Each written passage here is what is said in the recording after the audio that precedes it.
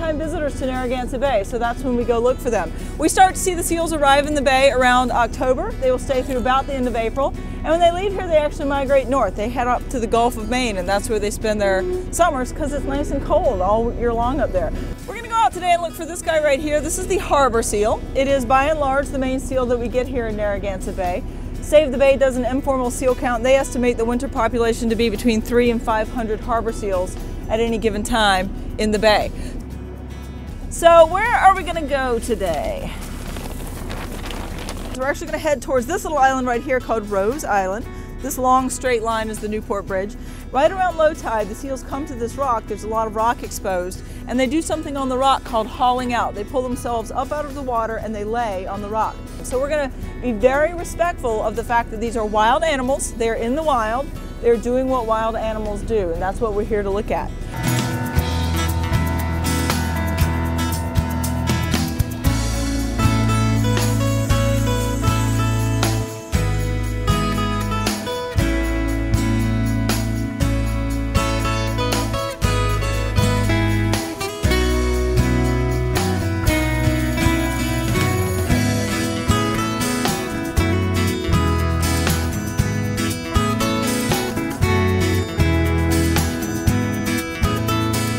The nice thing is we get a lot of Rhode Islanders that actually come out into the bay in a time of year that most people don't get to come enjoy the bay.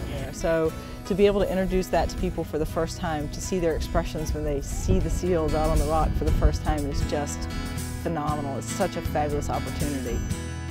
I've lived here all my whole life and I never knew until recently that we had all these seals in the bay. So it's fun to see them. Even though I lived right along the water, I never knew it. It's educational, special mammals in their natural habitat. There are a lot of people in Rhode Island who have no idea that we have such a big animal that comes into the bay on a regular basis. The things that bring the seals into the bay are the same things that protect all the other animals in the bay. The seals wouldn't be here if the fish weren't here. The fish wouldn't be here if the chemistry of the water wasn't correct. None of them will be here if we don't have a beautiful, clean bay.